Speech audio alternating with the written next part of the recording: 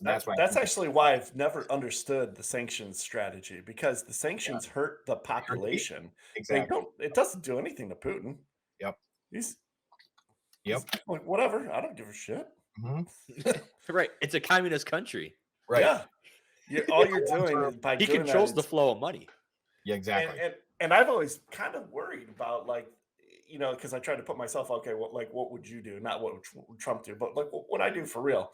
And if someone said, yeah, we can do these sanctions, we're going to freeze out all the assets, we're going to do all this stuff, we're going to cripple them and uh, grind everything to a halt. Well, okay, so I want these people to, still respect us, but now you're creating an entire country of enemies because of the things that you did to all of the people instead of directing it. Like, can we not get MI6? Where's James Bond? Like, let's go assassinate Putin and call it a day. Like, if the dude's nuts and he's ordering people to do all these things, and everybody's kind of like, dude, are you sure? Like, this is not going to go well for us. And he's like, no, we got this. Like, at some point, somebody inside has to be like, yeah, we're not doing this anymore. Just the Yeah. same way that I'm pretty confident that that would have happened to Trump had he decided, "Oh, I'm gonna start going and invading places." Someone from the inside of the United States would be like, "Yeah, we're not doing that."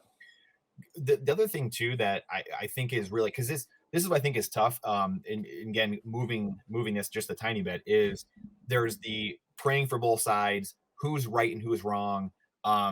And then there's like the political aspect, which I think is like being obviously taken advantage of in massive ways. And again, I'm sure there's points on the right to point out, but you have people on the left generally that it's just amazingly they're all for border control, giving guns to citizens to fight, and but you can't do that here, or Canadian truckers can't do that. They can't fight for their freedom either. I mean, it's just there's so many weird things going on. You have Swalwell coming out and saying we need to take Russians out of the U.S. Universities. Like we're going to put them in Japanese internment camps like in World War II, Whoa. like FDR did.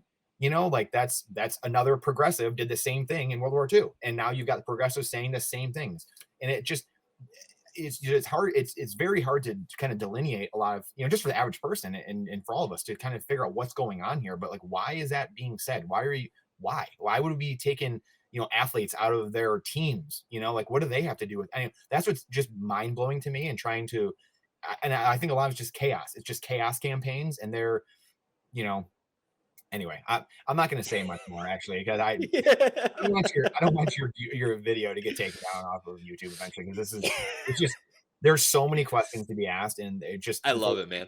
they're just never asked by. Yeah. I mean, so there's The thoughts and just to views kind of, represented here today are not necessarily the views of the Building Walls podcast or oh, its we're safe affiliates now. or its vendors. Yeah, we're safe now. We're good. Totally safe. Brandon, go ahead and speak your mind. Totally safe. One of the things that caught me off guard, kind of going into what you're saying, is how much of this media is focused on how bad Russia is. Yeah. Like I read the article from the Daily Wire talking about how Russia has mobile crematoriums. So when someone dies, they take that body, throw it in the back, burn it, move on to the next one. So they're trying to erase, according to the media, they're trying to erase any notion that they were there or that someone was there or who was even killed. Any statistics of what their cost is. Yeah, Yeah. because we all know what the Russians did in World War II when Stalin was heading that. It was one guy's in front, he gets shot. Well, there's 10 more guys behind him. Push on through until we take all the area we need. Yep. So it's almost, from what we see, they're trying to put it in that same framework. And I mean, obviously, I love listening to you because you do your due diligence and have read up on a ton of this and what is actually going on. And you both guys make great points about the sanctions. Sanctions don't hurt Putin; they hurt the people. Right. And let's not let Castro's son get out scot free here, Trudeau. I mean, like we were talking about this earlier. Yeah, when's the last time you heard the Freedom Trucker Convoy or about the cerveza sickness or inflation here in America? Now it's all Russia's fault. No one's talking about any of that. And that's where, again, this is separate. This is the political side now using it to their advantage.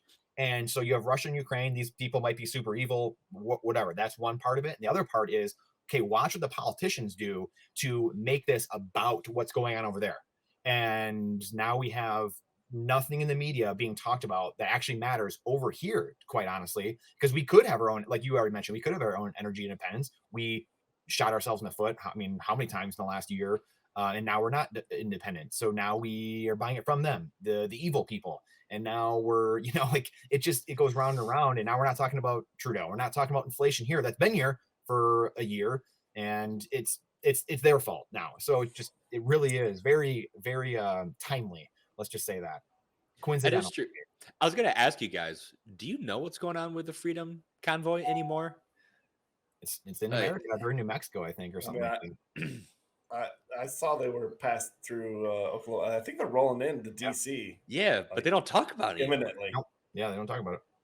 I have no idea what exactly is going on up in Canada with that. I assume they're still protesting, right? Still getting arrested, still getting beat. Yeah. Trudeau literally was about to get ousted from office, probably, if that went on for another week. I mean, he was doing so poorly. That looked so bad, and now it's gone.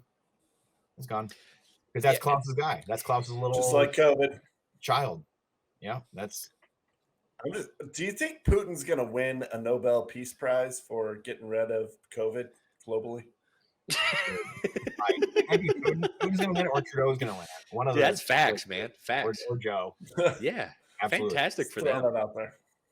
I mean, look, even the thing tonight. I just went on Fox News, .com really quick to look up. It's like Biden's State of the Union speech will highlight how America is ready to make Russia pay a price for invasion.